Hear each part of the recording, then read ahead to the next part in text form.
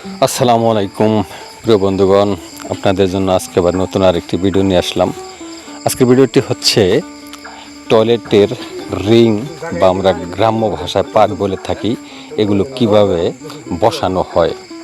প্রথমে একটি নির্দিষ্ট একটা মাপে কূপ বা কুয়া খুঁড়তে হয়। তারপরে একদম নিচের থেকে এই রিংগুলো ধীরে ধীরে মাপ অনুযায়ী বসাতে হয়। তো এইগুলো বসাতে আসলে অনেক কষ্ট হয়। এগুলো মূলত আমরা শুনে আসছি, কিন্তু আজও এইভাবে নিজ হাতে বা নিজ চোখে দেখিনি এভাবে মানে কেমনে বসানো হয়। তো এখানে দেখেন আমি সহ আরও 4-5 জন মিলে আমরা এই রিংগুলো কূপে বসাচ্ছি। আসলে অনেক কষ্ট করে এগুলো বসানো, এগুলো অনেক লোকের প্রয়োজন পড়ে এবং কি অনেক রিস্কি। যে কোনো সময় কূপের কোনো সাইড ভেঙে পড়ার সম্ভাবনা থাকে। তো যা হোক, এগুলো আমরা মোটামুটি 4-5 জনে কালকে সারাদিন বসিয়েছি এবং কি আমরা কাজটিতে আমরা সফল হয়েছি। অনেক সুন্দরভাবে আমরা বসিয়ে সফল হয়েছি। তো আপনারাও আসলে আপনাদের কার কোন এলাকায় কীভাবে এই কাজগুলো করে থাকেন আমরা জানি না। তো আমরা বসিয়েছি, মোটামুটি ভালোভাবে বসিয়েছি, আমরা সফল হয়েছি। এটাই যাই হোক, সেজন্যই ভিডিও করে আপনাদের এখানে দেখানোর জন্য চেষ্টা করলাম।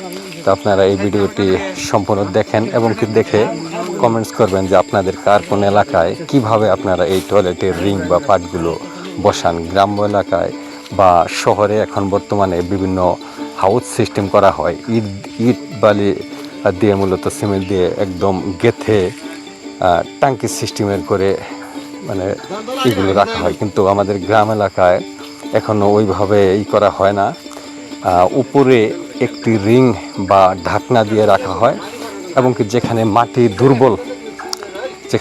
দুর্বল সেখানে এই ধরনের পাট বসানো হয়। আগেকার জামানায় আমরা শুনতাম বিভিন্ন কুয়া বা কি বলে ইন্দিরা, আপনারা জানেন যে ইন্দিরা অনেক গভীর হতো।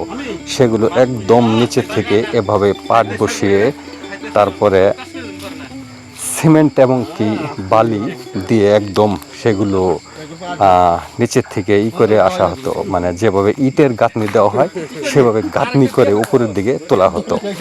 তো এখনকার জামানায় দেখা যায় কি যে টয়লেটের কূপগুলো আসলে ইট বালি সিমেন্ট ব্যবহার করতে হয় না, এভাবে একটার উপর একটা শুধু বসিয়ে এভাবে টয়লেটের কাজটা সম্পূর্ণ করা হয়। যা হোক, আমাদের এই ভিডিওটি বা আমার এই ভিডিওটি যদি আপনাদের ভালো লাগে অবশ্যই আশা করি এখানে কমেন্টস করবেন এবং কি শেয়ার করবেন আশা করি। এখন আমি বিদায় নিচ্ছি। আসসালামু আলাইকুম।